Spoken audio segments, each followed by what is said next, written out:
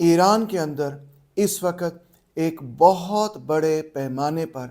طبقاتی جدوجہد اور عوامی بغاوت شروع ہے۔ اس میں کوئی شک نہیں کہ امریکہ، اسرائیل اور خاص طور پہ موساد یہ کوشش ضرور کر رہا ہے کہ اس عوامی بغاوت کو ہائی جیک کر لیا جائے، مگر یہ کہنا کہ یہ عوامی بغاوت شروع ہی انہوں نے کی ہے یا مکمل طور پر ان لوگوں کے تابع ہے، سامراج کے تابع ہے، امریکہ، CIA، اسرائیل، موساد کے تابع ہے، جیسا کہ ایران کی حکومت کے کچھ اہلکار نے کہا ہے، بالکل درست نہیں۔ اگر ہم ایران کی حکومت اور اس بغاوت کا طبقاتی جائزہ لیں تو ہمیں یہ بات نظر آتی ہے سب سے پہلے کہ ایران کی حکومت 3 طبقاتی بنیادوں پر قائم تھی۔ سب سے پہلے اس میں شامل تھے علماء، جن کو فارسی میں ملا کہا جاتا ہے۔ اس کے ساتھ ساتھ اس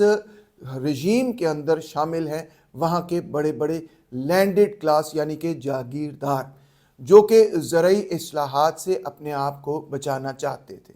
اور اس کے لیے ان کو اگر کسی نے تحفظ دیا تو وہاں کے علماء یعنی ملاؤں نے دیا۔ اور تیسرے لیول پر شہروں سے اگر علماء کو، ملاؤں کو اگر کسی نے سپورٹ کیا تو وہ شہر کی مڈل کلاس تھی، خاص طور پہ تاجر طبقہ۔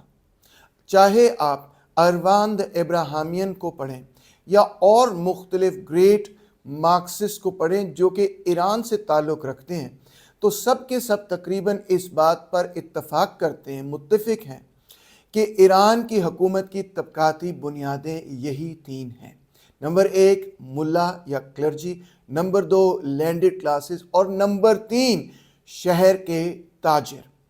یہ جو شہر کے تاجر تھے یہ تودا پارٹی کے خلاف تھے، یہ ملکیت کو بچانا چاہتے تھے، یہ سمجھتے تھے کہ شاہ کو بھی جانا چاہیے مگر تودا کو اقتدار میں نہیں آنا چاہیے، یعنی کہ سوشلسٹوں کو، کمیونسٹوں کو، بائیں بازو کو اقتدار میں نہیں آنا چاہیے۔ ان شہری تاجروں نے ملاؤں کی اور خاص طور پہ آیت اللہ خمینی کی جب حمایت کی تو شہروں میں سے ملاؤں کو بہت بڑے پیمانے پر ایسے لوگ مل گئے جو کہ شاہ کے خلاف لڑنا بھی چاہتے تھے اور جو کہ ملاؤں کو اقتدار دلوانا چاہتے تھے۔ اس کے بعد کی اگر آپ ایران کی تاریخ پڑھیں تو آپ کو یہ نظر آئے گا کہ ایران کے اندر الیکشنز ہوتے رہے اور رژیم کی جو میس بیس تھی وہ ہمیشہ انہی تاجروں میں رہی، اور ان تاجر برادری کے ساتھ جڑے ہوئے جو مختلف لوگ تھے ان میں رہی۔ اور انفیکٹ ایران کی پارلیمنٹ کے اندر پہلے تو بہت بڑے بڑے جاگیردار بھی ہوا کرتے تھے، مگر بتدریج ہم نے یہ دیکھا کہ اکثریت ایران کی پارلیمنٹ کے اندر انہی تاجر طبقے کے نمائندے شامل ہوا کرتے تھے اور کرتے ہیں آج تک۔ انفیکٹ جو گارڈین کاؤنسل ہے ایران کا، وہ ایک ایسا ادارہ ہے جو کہ ملاؤں کا چنا ہوا ادارہ ہے، اور جو ایران کی پارلیمنٹ ہے وہاں پہ آپ کو یہی نظر آتا ہے کہ جس طبقے کی سب سے زیادہ نمائندگی ہے وہ ایران کی ٹریڈنگ کلاس ہے، مرچنٹ کلاس ہے، شہر کے جو بازار کے لوگ ہیں، جو کہ اپنی سوچ میں کنزرویٹو اور ریلیجس بھی تھے۔ اب دیکھیں کہ یہ جو ہڑتال ہوئی ہے اس کے پیچھے طبقاتی تبدیلی کیا آئی ہے۔ یہ در حقیقت ہڑتال شروع ہی شہر کے تاجروں نے کی، اور پھر ایک شہر سے شروع ہوتے ہوتے یہ بڑھتی چلی گئی اور پھر تقریباً 100 شہروں تک پہنچ گئی۔ اب مانا اور اس میں کوئی شک نہیں ہونا چاہیے کہ ایران کی معیشت کی جو تباہی ہے اس کی پیچھے سب سے بڑی ذمہ داری وہی ہے جو کہ آج سے تقریباً 40-50 سال سے قائم ہے، اور وہ یہ کہ ایران کے اوپر جو سخت ترین سینکشنز ہیں اس کے نتیجے میں ایران اپنا تیل بین الاقوامی منڈی پر نہیں بیچ سکتا، اور کیونکہ اپنا تیل بین الاقوامی منڈی پر نہیں بیچ سکتا تو تیل کی جو ریونیو ہے وہ اس طرح سے حاصل نہیں کر سکتا۔ ادروائز ایران کی ٹریجیکٹری وہی ہوتی جو دوسرے آئل رچ مونارکیز کی رہی یا آئل رچ سٹیٹس کی رہی، یعنی کہ جس طرح سعودی عربیہ میں ہم دیکھتے ہیں کہ دولت تیزی سے بڑھتی چلی گئی، اسی طرح ہم مختلف اور گلف سٹیٹس میں جو آئل رچ گلف سٹیٹس ہیں دیکھتے ہیں وہاں پہ اکنامک گروتھ تیل کی وجہ سے تیزی سے بڑھتی چلی گئی۔ ایران میں بھی یہی ڈیولپمنٹ ہو رہی تھی شاہ آف ایران کے پیریڈ کے اندر، مگر پھر یہ ڈیولپمنٹ رک گئی جب ایرانین ریولوشن ہوا اور اس نے اینٹی یو ایس ٹرن لیا، اور اس کے نتیجے میں امریکہ نے ان پر سینکشنز لگا دیے، اور سینکشنز کے بعد ایران کے لیے بہت مشکل ہو گیا کہ وہ اپنے تیل کے ذخائر کو بین الاقوامی منڈی پر بیچ کر اس درجے کا منافع کما سکے جس کے نتیجے میں وہ ریٹ آف گروتھ جاری رکھے جو کہ شاہ آف ایران کے پیریڈ میں تھا۔ اب ایران کے اندر بہت سارے لوگ یہ دیکھتے ہیں کہ ان کے پڑوس کے اندر جن ملکوں کے اچھے تعلقات رہے بین الاقوامی منڈی کے اعتبار سے، انہوں نے کیسے تیزی سے ترقی کی، اور اس میں کوئی شک نہیں کہ بہت سارے لوگ ایران کے اندر یہی چاہتے ہیں کہ امریکہ کے ساتھ لڑائی ختم کر دی جائے اور ہم بین الاقوامی تجارت کریں، اور تجارت کے نتیجے میں ایران دوبارہ سے خوشحال ہو۔ میں جب ایران گیا تھا تو میں نے یہ بہت دیکھا کہ لوگ وہاں پر اس کانسٹنٹ سینکشنز کی رجیم سے تھک گئے۔ اسی کے نتیجے میں لیٹ 1990s کے اندر ایران کے اندر ایک بہت بڑی تبدیلی آ چکی ہے، اور وہ یہ کہ وہاں کے جو وہ لوگ تھے جن کو ماڈریٹ سپوزٹلی کہا جاتا ہے، جن کو ریفارمرز کہا جاتا ہے، وہ ایک بہت بڑے الیکشن کے اندر کامیاب ہوئے،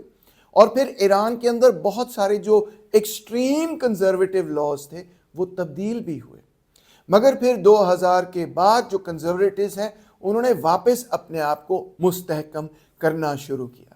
میرا اپنا تجربہ ایران کا یہ ہے کہ ایران کے اندر وہ لوگ جو کہ ترقی پسند سوچ رکھتے ہیں وہ بھی انتہائی مضبوط ہیں۔ پاکستان کی طرح معاملہ نہیں ہے، افغانستان کی طرح معاملہ نہیں ہے، بظاہر جو چیزیں نظر آتی ہیں حقیقت میں ان سے بہت مختلف ہیں۔ ایران کے اندر سیکولر لوگ، ترقی پسند لوگ، لیفٹ کے لوگ آج بھی بہت بڑی تعداد کے اندر پائے جاتے ہیں، اگرچہ وہ اپنے آپ کو برملا کہتے نہیں کہ ہم لیفٹ کے ہیں یا ہم سیکولر ہیں، کیونکہ ظاہری بات ہے ایران کی رژیم ایک بہرحال پھر بھی اسلامک سٹیٹ ہے۔ کسی نہ کسی وقت میں ان لوگوں نے باہر آنا ہی تھا، ان لوگوں نے لڑنا ہی تھا، ان لوگوں نے یہ کہنا ہی تھا کہ ایران کو اب ایک تھیوکریسی یا کوئزا تھیوکریٹک سٹیٹ نہیں رہنا چاہیے، بلکہ ایک سیکولر ڈیموکریٹک ایک پروگریسو سٹیٹ بننا چاہیے۔ اور جب بھی انہوں نے سڑکوں پہ آنا تھا تو ان پر یہ الزام لازمی لگنا ہی تھا کہ تم تو موساد کے لوگ ہو، تم تو CIA کے لوگ ہو، تم تو ویسٹرنائزرز ہو، کیونکہ یہ آج سے نہیں، یہ 70 کی دہائی سے یہی الزام وہاں پہ جو علماء طبقہ ہے وہ لیفٹ کے خلاف لگاتا رہا ہے کہ جناب یہ تو سارے وہ لوگ ہیں جو مغرب زدہ قسم کے لوگ ہیں۔ اور آپ نے سنا ہوگا پاکستان کے اندر بھی بائیں بازو پر یہی الزام لگتا رہتا ہے آئے دن، اگرچہ بائیں بازو کے لوگ امریکی سامراج، یورپین سامراج، جو سارا مغربی سامراج ہے اس کے خلاف نقطہ نظر رکھتے ہیں، مگر پھر بھی ہم پہ الزام یہی لگتا آیا ہے کہ یہ تو بڑے مغرب زدہ قسم کے لوگ ہیں۔ یہ وہ رائٹ ونگ پروپیگنڈا ہے جو عرصے سے چلتا آ رہا ہے، پچھلے 50 سالوں سے بھی پرانا ہے اور چلتا آ رہا ہے، تو ان پہ یہ الزام لگنا ہی تھا۔ ساتھ ساتھ یہ بات بھی بالکل حقیقت ہے کہ جو باتیں ایران کی حکومت کہہ رہی ہے وہ سب جھوٹ نہیں ہے، کیونکہ یہ بات بالکل طے شدہ ہے کہ موساد اور CIA بالکل کوشش کرتے آئے ہیں کہ ایران کی رژیم گر جائے اور یہ جو عوامی بغاوت ہے اس کو وہ ہائی جیک کر لیں۔ اس میں بھی کوئی شک نہیں کہ ڈونلڈ ٹرمپ اس وقت رضا پہلوی کے پیچھے پورا زور نہیں لگا رہا، مگر یہ بھی آپ دیکھ سکتے ہیں کہ بہرحال ویسٹرن میڈیا بالعموم رضا پہلوی کو بہت پروجیکشن دے رہا ہے، اور میں تو حیران ہوں اس بارے میں کہ ایران جو کہ اتنی ڈائیورس اور امیزنگ سوسائٹی ہے، اور وہاں پہ اتنے مختلف قسم کے پولیٹیشنز ہیں اور اتنی مختلف قسم کی سوچیں موجود ہیں، نظریے موجود ہیں، ان تمام چیزوں میں سے، اس پورے اسپیکٹرم میں سے ویسٹرن میڈیا کو اگر کوئی بندہ ملا تو وہ بندہ ملا صرف اور صرف جو کہ بادشاہت دوبارہ سے قائم کرنا چاہتا ہے۔ حیران کن بات ہے، ویسٹ ہمیں ہر وقت درس دیتا رہتا ہے کہ سیکولرزم اور ڈیموکریسی ہونی چاہیے اور یہ اور وہ، مگر جب ان کے مفادات کا معاملہ آتا ہے تو نہ صرف وہ، آپ دیکھ لیں کہ سیریا کے اندر IS کو سپورٹ کرنے کے لیے تیار ہیں، لیبیا کے اندر اسلامک فنڈامنٹلسٹ کو سپورٹ کرنے کے لیے تیار ہیں، افغانستان کے اندر انہوں نے ہی تو اسلامک فنڈامنٹلسٹ کو مضبوط کیا، متعارف کروایا، چچنیا کے اندر بھی وہ یہی کرتے ہیں، عراق کے اندر وہ سیکٹیرین کانفلکٹ پیدا کر کے عراق کو کمزور کرنے کے لیے تیار ہے، اور اوورآل بھی آپ دیکھ سکتے ہیں کہ جو کنزرویٹو ترین مسلم سٹیٹس ہیں ان کو ہمیشہ امریکہ کی حمایت حاصل رہی ہے، جو ملٹری ڈکٹیٹرشپس پاکستان میں آئی ہیں ان کو بھی ہمیشہ امریکہ اور ویسٹ کی حمایت حاصل رہی ہے۔ ایک بات ہے کہ وہ کیا کہتے ہیں کہ ہم اپنے ملک میں کیسی حکومت چاہتے ہیں، وہ کہتے ہیں اپنے ملک میں ہم سیکولر ڈیموکریٹک حکومت چاہتے ہیں، اگرچہ اس میں بھی وہ بیسیکلی ایک پلوٹوکریسی ہی قائم کرتے ہیں جہاں پہ امیر لوگ حکومت کر سکتے ہیں اور غریبوں کا کوئی بہت بڑا حق اور رائٹس وغیرہ نہیں ہوتے۔ مگر بہرحال تھرڈ ورلڈ کنٹریز کے اندر تو وہ اس چیز کو بھی، اس اصول کو بھی ایون میں کہوں گا کہ پوچھا بھی نہیں لگاتے اس پہ، بلکہ برملا وہ فنڈامنٹلسٹ کو بھی سپورٹ کرتے ہیں، یعنی اینٹی سیکولر فورسز کو کھل کے سپورٹ کرتے ہیں، اور مونارکیز کو بھی سپورٹ کرتے ہیں کھل کے۔ انہوں نے ایران کے اندر تو ہمیشہ مونارکی کی حمایت کی، اور ملٹری ڈکٹیٹرز کو بھی کھل کے سپورٹ کرتے ہیں، یعنی تھرڈ ورلڈ کنٹریز کے اندر وہ سیکولر اور ڈیموکریٹک لوگوں کو شاذ و نادر سپورٹ کرتے ہیں، تھوڑے سے NGO کے پیسے دے دیں گے، مگر حکومتوں کو انہوں نے سپورٹ نہیں کیا، بڑی بڑی تحریکوں کو، یہ حقیقت ہے، انہوں نے سپورٹ نہیں کیا۔ دس از دی آئرنی، جو لوگ نئی بات سمجھتے ہیں۔ مزید یہ وہ کہتے ہیں کہ 40 ملین ایرانینز حکومت کے اعداد و شمار کے مطابق پاورٹی لائن سے، غربت کی سطح سے نیچے گر چکے ہیں۔ اس کے ساتھ ساتھ یہ بھی ایران کی عوام کو شاید قبول ہوتا کہ سب مشکلات وہ برداشت کر لیتے، مگر ایران کی عوام نے یہ دیکھا کہ چند لوگ جو ہیں وہ پھر بھی ایک بہتر زندگی نہیں بلکہ عیش و عشرت کی زندگی گزار رہے تھے۔ انفیکٹ دلچسپ بات آپ کو یہ بتاؤں کہ 1997 کے اندر جب ریفارمرز کو کامیابی ملی ایران کے اندر اور علی خامنئی الیکشن جیتے، تو اس کے بعد ہمیں نظر یہ آیا کہ جو نیو لبرلز تھے ایران کے اندر، جو کہ نیو لبرل تھیوکریٹس تھے، یعنی ایک طرف وہ ملا تھے، کنزرویٹیوز تھے، میرا اشارہ رفسنجانی کی طرف ہے، مگر دوسری طرف وہ اکنامک پالیسی وہ لے کر آنا چاہتے تھے جس سے نجکاری ہو، انہوں نے نجکاری کی بھی، اور جس سے نیو لیبرل اکنامک پالیسیز متعارف کروائی جائیں، یعنی سرمایہ دار زیادہ سے زیادہ پیسہ کما سکے۔ اسی کے نتیجے میں ساری گڑبڑ جو ہے ایران کے اندر تیز ہوتی چلی گئی، گڑبڑ پہلے سے تھی مگر مزید تیز ہوتی چلی گئی، اور لوگوں نے یہ دیکھا کہ اگرچہ مسائل اور مصیبتیں ہم اٹھا رہے ہیں، سینکشنز کی جو پرابلمز ہیں وہ ہم اٹھا رہے ہیں، مگر چند لوگ نیو لبرلزم متعارف کروا کے پہلے سے بھی زیادہ امیر ہوتے چلے جا رہے ہیں، اور اس کی وجہ سے حکومت کی جو لیجٹمیسی ہے وہ آج سے نہیں کافی سالوں سے کمزور ہوتی چلی جا رہی تھی۔ مگر دیکھیں دلچسپ بات یہ ہے کہ اس میں 2 مختلف ایلیمنٹس ہیں، بلکہ میں کہوں گا 3 مختلف ایلیمنٹس ہیں۔ ایک ایلیمنٹ ان لوگوں کا ہے جو کہ پیورلی پرو ویسٹرنائزرز ہیں، اس میں کوئی شک نہیں، وہ یہ بھی کہتے ہیں کہ رضا پہلوی کو واپس لیا، وہ کہتے ہیں امریکہ سے اچھے تعلق، کوئی اینٹی امپیریلزم وغیرہ کی ضرورت نہیں ہے، یہ سب جو ہے بکواس ہے، ہمیں اس سے کوئی تعلق واسطہ نہیں، ہم چاہتے ہیں کہ سامراج سے دوستی ہو، اس کو سامراج ہی نہیں مانتے وہ، ٹھیک ہے، ایسے لوگ ایک بڑی تعداد کے اندر موجود ہیں۔ پھر ہیں ترقی پسند لوگ، وہ یہ کہتے ہیں کہ ہم ملائیت سے تنگ ہیں، مگر ایٹ دا سیم ٹائم ہم یہ نہیں چاہتے کہ ایران کے اندر کوئی ایسی حکومت آ جائے جو کہ سامراج کی بنائی ہوئی حکومت ہو۔ یہ وہ لوگ ہیں جو کہ جب اسرائیل حملہ کرتا ہے یا امریکہ حملہ کرتا ہے تو وہ بہرحال اس حملے کے خلاف ہوتے ہیں ہمیشہ، اور کہتے ہیں، سڑکوں پر آ جاتے ہیں کہ ہم ایران کا دفاع کریں گے، حکومت کا شاید نہ کریں مگر ایران کا دفاع ہم پھر بھی کریں گے۔ دونوں چیزوں میں فرق ہے آخرکار۔ تیسرے پھر وہ لوگ ہیں جو کہ پرو رژیم لوگ ہیں، جس کے اندر شہر کے جو تاجر ہیں وہ انتہائی اہم کردار ادا کرتے ہیں۔ اب جو معاملہ بنا وہ یہ ہے کہ شہر کے تاجر حکومت کے خلاف ہو چکے ہیں۔ جب تک تو احتجاج وہ لوگ کر رہے تھے جو کہ یا تو out and out pro western تھے یا پھر وہ لوگ تھے جو کہ پروگریسوز تھے، تو بیسیکلی حکومت ان لوگوں کو آرام سے آئسولیٹ کرنے میں کامیاب تھی۔ اگرچہ آپ دیکھیں کہ ان لوگوں کی کولیشن کے نتیجے میں 97 کے اندر ریفارمرز نے الیکشن بھی جیت لیا, اکثریت بھی حاصل کر لی, مگر پھر بھی رجیم اتنی تگڑی تھی اور اس کا سوشل سپورٹ اتنا تھا کہ وہ بہرحال ان لوگوں کو مارجنلائز کرنے میں کامیاب رہے. مگر اب معاملہ جو ہے بہت بڑے پیمانے پر تبدیل ہو چکا ہے. وہ طبقہ تھا جو سب سے پرو رجیم تھا,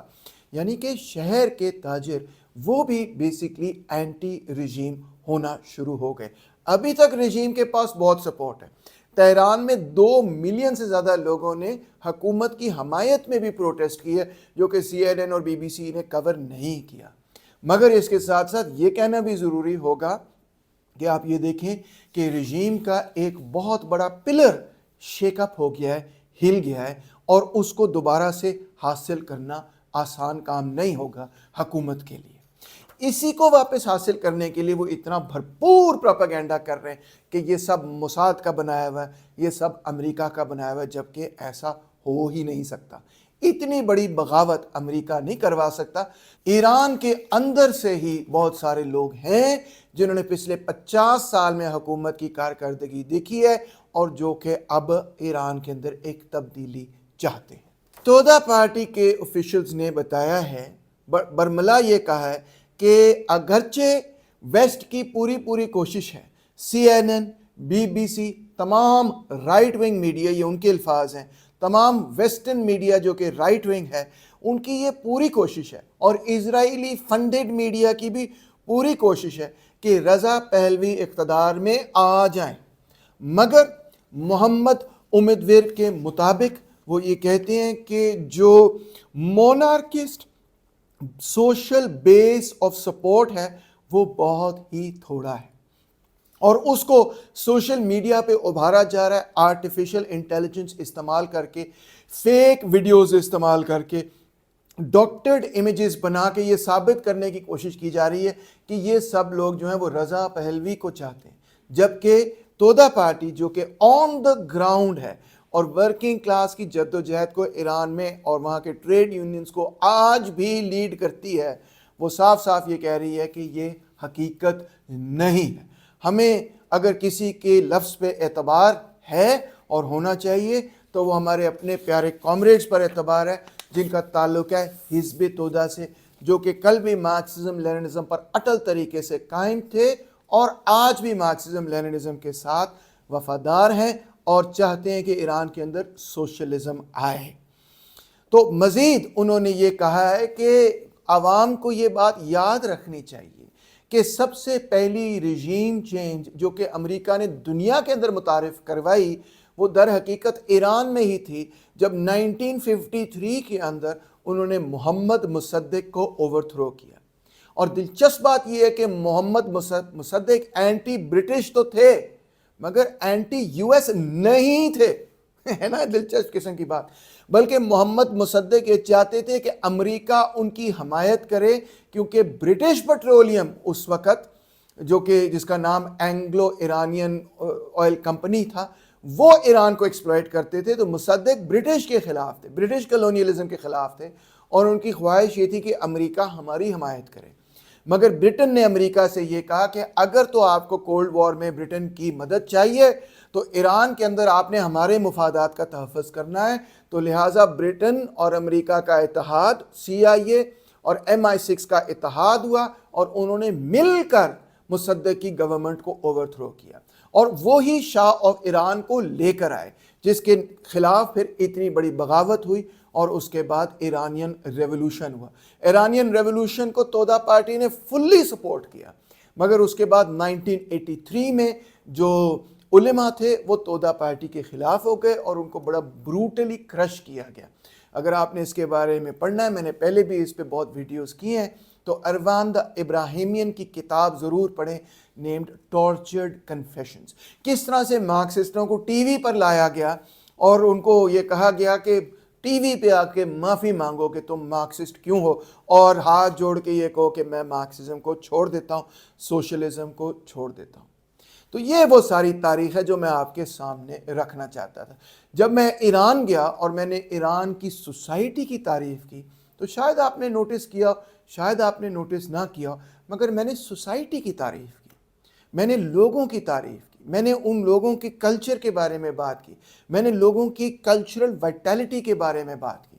میں نے ہرگز حکومت اور پالیٹکس کو نہیں چھیڑا، بلکہ جو غلط سٹیریوٹائپ سے ایران کے بارے میں کہ وہاں کی عوام کنزرویٹو ہے، ان سٹیریوٹائپس کو میں نے شو کیا کہ وہ درست نہیں تھے۔ وہاں پہ عوام جو ہے بہرحال پاکستان سے تو بہت آگے ہے، یہ افغانستان سے تو مطلب لائٹ ایئرز اہیڈ ہے۔ یہ چیز میں نے وہاں پہ آبزرو کی، تو اس کو غلط نہ سمجھیے، اور اس بات کو بھی غلط نہ سمجھیے۔ آج بھی اگر امریکہ ایران پر حملہ کرے گا، اسرائیل ایران پر حملہ کرے گا، تو یہی تودا پارٹی جو آج سڑکوں میں ہے پھر سڑکوں پہ ہوگی، کس کے خلاف؟ اسرائیل کے خلاف اور امریکہ کے خلاف۔ اس بات کو ذرا باریکی سے سمجھنے کی ضرورت ہے۔ ہم جو کہ مارکسزم لیننزم سے تعلق رکھتے ہیں، سامراج کے مخالف ہیں۔ ہم سمجھتے ہیں کہ سامراج نے تیسری دنیا کو انتہائی نقصان پہنچایا ہے۔ ہم سمجھتے ہیں کہ سامراج جب بھی رژیم چینج کرتا ہے تو وہاں پہ کوئی ایسی رژیم نہیں لے کر آتا جو لوگوں کی حمایت کرے، جو عوام کے لیے کوئی پالیسی بنائے، جو عوام کے فلاح و بہبود کے لیے کام کرے۔ جب بھی امریکہ کوئی حکومت لے کر آئے گا میرے دوستوں، تو وہ ان لوگوں کے عوام اور وہاں کے عوام کے لیے نہیں ہوگی، وہ وہاں کے عوام کے مفادات کا تحفظ نہیں کرے گی۔ اس کو اس مقصد کے لیے نہیں لایا جاتا کہ وہ فرض کریں پاکستان کے عوام کی مدد کرے، not at all۔ اس کو ایک اور مقصد کے لیے لایا جاتا ہے، اور وہ مقصد یہ ہوتا ہے کہ امریکہ کے جو مفادات ہیں ان کا تحفظ ایران میں، پاکستان میں، افغانستان میں، چچنیا میں، یوکرین میں، لیبیا میں، سیریا میں، وہاں پہ ان کے مفادات کا تحفظ ہو۔ یہ بات بالکل کلیئر ہے۔ اور ہم کیا چاہتے ہیں؟ ہم یہ نہیں چاہتے کہ ان کے مفادات کا بھائی جان تحفظ ہو۔ ایٹ دا سیم ٹائم ہم اس بات کو اچھی طرح سمجھ سکتے ہیں کہ ہمارے اپنے سماج کے اندر صرف عوام نہیں ہے، عوام کے اندر بھی مختلف طبقات ہیں۔ ایک تو عوام سے باہر طبقات ہیں جن کو ہم عام طور پہ ایلیٹ کہتے ہیں، ٹھیک ہے، جو حکمران طبقہ ہے۔ ہم حکمران طبقے کو عوام میں نہیں گنتے، مگر عوام کے اندر بھی عوام کوئی ایک چیز نہیں ہوتے۔ مارکسی تھیوری ہمیں سکھاتی ہے کہ عوام بھی بیسیکلی مختلف طبقات کے اندر بٹے ہوئے ہیں۔ جی ہاں، عوام کے اندر پیٹی بورژوا طبقہ بھی ہوتا ہے۔ عوام کے اندر ہم کبھی کبھار اس طبقے کو بھی گنتے ہیں جو کہ ایک نیشنل بورژوا پروجیکٹ قائم کرنا چاہے۔ عوام کے اندر وہ طبقہ بھی ہے جو کہ کنزرویٹو تھیوکریٹک سوچ رکھتا ہے۔ عوام کے اندر شہر کے چھوٹے چھوٹے تاجر بھی شامل ہوتے ہیں۔ عوام کے اندر کنزرویٹو لوگ بھی شامل ہوتے ہیں، لبرل لوگ بھی شامل ہو سکتے ہیں، اور آبویسلی پروگریسو لوگ بھی شامل ہوتے ہیں۔ عوام کے اندر ایک طرف پرولتاریہ بھی ہوتی ہے تو دوسری طرف لمپن پرولتاریہ بھی ہوتی ہے، جس کو خریدا جا سکتا ہے، فروخت کیا جا سکتا ہے، استعمال کیا جا سکتا ہے۔ عوام کے اندر اگر ایک طرف ورکنگ کلاس پرولٹیریٹ ہوتی ہے تو دوسری طرف پیزنٹری ہوتی ہے۔ پیزنٹری کے مفادات مختلف ہوتے ہیں، پیزنٹری کے جو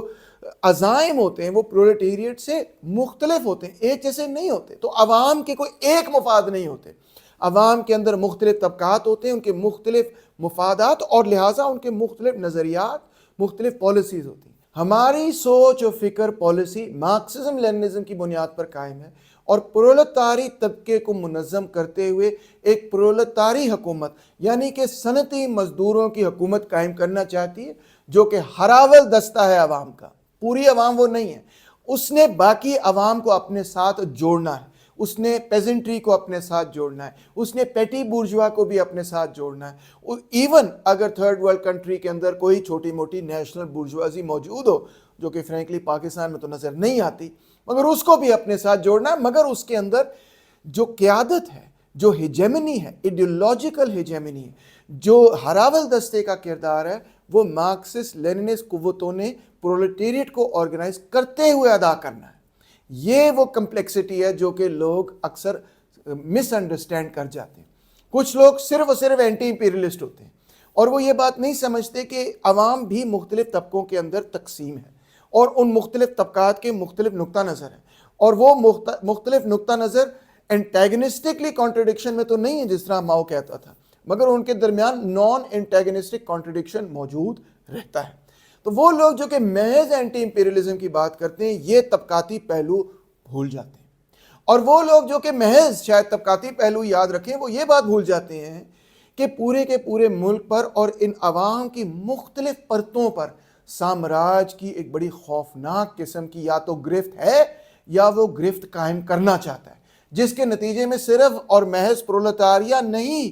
سامراج کے خلاف لڑتا، بلکہ اور طبقات بھی سامراج کے خلاف جدوجہد کرتے ہیں اور کرتے رہیں گے، کیونکہ ان کی زندگیاں بھی برباد ہوتی ہیں۔ اس مزاحمت کو ہم نے جو ہے اپنے ساتھ پرولتاریہ کے ساتھ اس کی قیادت کے اندر جوڑنا ہے، یہ ہمارا فرض ہے۔ اور اس فرض کے لیے انتہائی ضروری ہے کہ جہاں پہ بھی تھرڈ ورلڈ کنٹریز کی نیشنل سوورنٹی کو ڈیمیج ہو، وہاں پہ پرولتاریہ طبقہ ورکنگ کلاس آگے آ کے اس نیشنل سوورنٹی کو ڈیفینڈ کرے، عملی طور پر یہ ثابت کرے کہ it is the class that can defend the national sovereignty of the whole people۔ جو عوام ہے اس کی خود مختاری کو اگر کوئی طبقہ بچا سکتا ہے تو وہ پرولتاری طبقہ بچا سکتا ہے۔ تو وہ ایسے ثابت نہیں ہوگا صرف لفظوں سے، وہ عمل سے ثابت ہوتا ہے کہ جب ترقی پسند قوتیں، کمیونسٹ سوشلسٹ قوتیں وہ کردار ادا کرتی ہیں اینٹی امپیریلسٹ اسٹرگل کے اندر، اور اسی کے نتیجے میں وہ مختلف طبقات کو اپنے ساتھ جوڑنے میں کامیاب ہوتی ہیں۔ تو اب اس کمپلیکس سیناریو سے ذرا سمپل چیز کی طرف جاتے ہیں تاکہ آپ کو سمجھ آئے کہ بات کیا کہی جا رہی ہے۔ ہم امریکہ کی بنائی ہوئی حکومت کے ٹوٹلی خلاف ہیں، ہم امریکہ کے بنائے ہوئے رجیم چینج کے ٹوٹلی خلاف ہیں۔ ہم سمجھتے ہیں جو بھی رجیم چینج اسرائیل اور امریکہ لے کے آئے گا وہ کبھی بھی ایران کے مفاد میں نہیں ہوگا۔ ایٹ دا سیم ٹائم ہم سمجھتے ہیں کہ ایران کو ایک سیکولر، ایک ڈیموکریٹک، انفیکٹ ایک سوشلسٹ کنٹری ہونا چاہیے۔ نہ صرف ایران کو، پاکستان کو، افغانستان کو، نہ صرف ان ملکوں کو، پوری دنیا کے ملکوں کو سوشلسٹ ہونا چاہیے۔ کیوں؟ کیونکہ سرمایہ داری نظام ایک ایسا نظام ہے جس کے اندر امیر غریب کا استحصال کرتا ہے، جس کے اندر جاگیردار کسان کا استحصال کرتا ہے، جس کے اندر امیر ملک غریب ملکوں کا استحصال کرتے ہیں، جس کے اندر مرد عورت پر پیٹریارکی قائم کر کے نہ صرف اس کا استحصال کرتا ہے، اس پر جبر بھی کرتا ہے، جس کے اندر نیشنل مائنورٹیز کا بڑا برا ان کے خلاف نیشنل اپریشن ہوتی ہے، جس کے اندر ایتھنک کانفلکٹ پیدا ہوتا ہے، جس کے اندر نیشنل اپریشن پیدا ہوتی ہے، جس کے اندر نیشنل کانفلکٹ پیدا ہوتا ہے۔ جیسے سامراج تھرڈ ورلڈ پر ظلم و زیادتی کرتا ہے، ویسے تھرڈ ورلڈ کنٹریز اپنے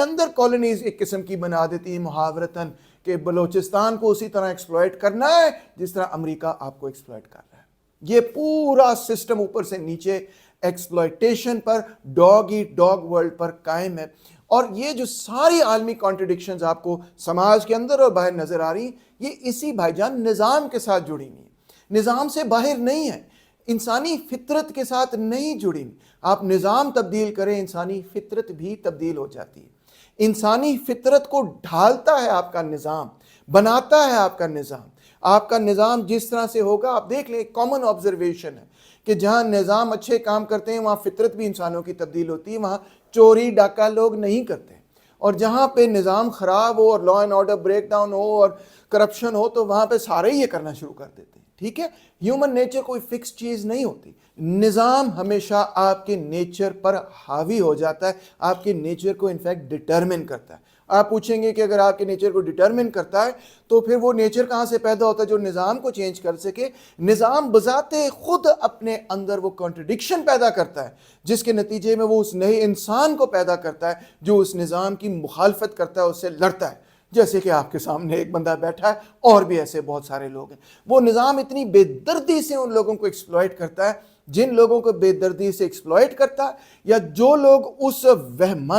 وحشی قسم کی ایکسپلائٹیشن کو پہچان سکتے ہیں، وہ اس نظام کی مخالفت کرنا شروع کر دیتے ہیں، اور اس مخالفت اور مزاحمت کے نتیجے میں ہی ان کی نیچر کے اندر تبدیلی آتی ہے، ان کی فطرت کے اندر تبدیلی آتی ہے۔ وہ سیکھتے ہیں کہ کس طرح ہم نے اکٹھے مل کر اس نظام کے خلاف جد و جہد کرنی ہے۔ اس میں بہت ساری غلطیاں بھی کرتے ہیں، ان غلطیوں سے سیکھتے ہیں، غلطیوں سے سیکھ کے اپنے آپ کو مضبوط کرتے ہیں، مضبوط کرتے ہوئے پھر اس نظام کا مقابلہ کرتے ہیں۔ یعنی نظام ایک نیچر پیدا کرتا ہے، ایک ओवरऑल हेजेमनी पैदा करता है, उसके खिलाफ एक counter hegemonic point of view उठता है। वो counter hegemonic point of view हमेशा उन लोगों से ही उठता है जो उस निज़ाम के अंदर इस्तेसाल शुदा होते हैं, जो उस निज़ाम के ही पैदा करदा होते हैं। इसी को हम डायलेक्टिक्स कहते हैं कि the system creates its own grave diggers, its own contradictions. उसी के अंदर से वो नया शख्स, वो नया इंसान पैदा होता है, वो नई फितरत पैदा होती है जो उसके खिलाफ बगावत करती है। और इस बगावत को हम डायलेक्टिकली कहते हैं क्लास स्ट्रगल, और इसको हम इग्नोर नहीं कर सकते। तो देखें, सोसाइटी और दुनिया के अंदर कई लेयर्स ऑफ कॉन्ट्रडिक्शंस है। सिर्फ एक कॉन्ट्रडिक्शन नहीं है कि एंटी इंपीरियलिस्ट कॉन्ट्रडिक्शन एक है, नहीं। सिर्फ एक कॉन्ट्रडिक्शन नहीं है कि एक तरफ प्रोलेटारिया बाकी सब प्रोलेटारिया के खिलाफ है। That is total ultra leftism, और इसका बड़ा नुकसान पहले भी पहुंचा है, और ये भी गलत है। इनफैक्ट लेयर्स ऑफ कॉन्ट्रडिक्शंस है, डायलेक्टिक्स हमें यही बात सिखाती है, layers and layers of contradictions है। और इन लेयर्स ऑफ कॉन्ट्रडिक्शंस में तभी आप कामयाब होंगे जब आप तफरीक कर सकेंगे एंटेगनिस्टिक कॉन्ट्रडिक्शन और नॉन एंटेगनिस्टिक कॉन्ट्रडिक्शन के दरमियान, और उस नॉन एंटेगनिस्टिक कॉन्ट्रडिक्शन को इस तरह से हल करेंगे कि बेसिकली उसके अंदर जो वर्किंग क्लास और प्रोलेटारिया की हेजेमनी है वो कायम होती है, वो वैनगार्ड तबका बनता है और बाकी आवाम को लीड करता हुआ एंटेगनिस्टिक कॉन्ट्रडिक्शंस को हल करता है। तो दोस्तों, हमें बात ये समझ आई आज के लेक्चर से कि दुनिया जो है वो एक कॉम्प्लेक्स एंटिटी है, उसके अंदर एक कॉन्ट्रडिक्शन नहीं है, उसके अंदर लेयर्स ऑफ कॉन्ट्रडिक्शंस है। उन लेयर्स ऑफ कॉन्ट्रडिक्शंस के अंदर से हमने मनूवर करना होता है कि इस वक्त क्या स्लोगन देना है। ये असल में उस आर्ट का से ताल्लुक़ रखता है जिसको हम पॉलिटिकल आर्ट कहते हैं। मिसाल के तौर पे जब इजराइल ईरान पर हमला कर रहा है तो हम ईरान के साथ खड़े होंगे, तोदा पार्टी भी खड़ी हुई थी। इसका ये मतलब हरगिज़ नहीं है कि ईरान की हुकूमत जो भी कर रही है उसको हम सपोर्ट करें या ईरान की हुकूमती आइडियोलॉजी को हम सपोर्ट करें। एब्सोल्युटली नॉट, वो हम नहीं कर सकते। अगर वो हम करना शुरू कर दें तो हम मार्क्सिस्ट ही ना रहें, ठीक है ना। मगर यस, उस वक्त तोदा पार्टी ने और दुनिया की कम्युनिस्ट पार्टियों ने ईरान की हमायत की और वो दुरुस्त था, और कल भी अगर ईरान पर हमला हो तो वो करेंगे और वो दुरुस्त ही होगा। एट द सेम टाइम जब ईरान के अंदर एक तबकाती जद्दोजहद छिड़ गई है तो एज मार्क्सिस्ट हमारा फ़र्ज़ बनता है कि हम उस तबकाती जद्दोजहद के साथ खड़े होंगे जो कि ईरान के अंदर मज़ीद आगे जाते हुए एक प्रो इंपीरियलिस्ट नहीं बल्कि एक तरक्की पसंद, एक सोशलिस्ट हुकूमत कायम कर सके। और जब भी वो बगावत होगी तो उस पर ये इल्ज़ाम पहले भी लग चुका है, आज भी लगेगा कि तो सब का सब मोसाद है, और मोसाद वाला मामला चल रहा है साथ साथ। ये भी हकीकत है कि ये भी सच्ची बात है कि वो भी कोशिश कर रहे हैं हाईजैक करने की। उनको हाईजैक करने से अगर कोई रोक सकता है तो सिर्फ ईरान के अपने अवाम ही रोक सकते हैं। हम क्या कर सकते हैं? हम ये कर सकते हैं कि हम ये कहें हैंड्स ऑफ ईरान, ठीक है। हम ये कहें कि अमेरिका की कोई मुदाखलत ईरान के अंदर नहीं होनी चाहिए, पाकिस्तान की भी कोई मुदाखलत ईरान के अंदर नहीं होनी चाहिए, किसी दूसरे की कोई मुदाखलत ईरान के अंदर नहीं होनी चाहिए। ईरान के अपने लोग, ईरान के अपने अवाम ये फैसला करें कि ईरान के अंदर मुल्लाओं की हुकूमत रहनी चाहिए या वहां पर तरक्की पसंद हुकूमत आनी चाहिए। ये आज की ज़रूरत है कि एक तरफ हम ये कहें कि अमेरिका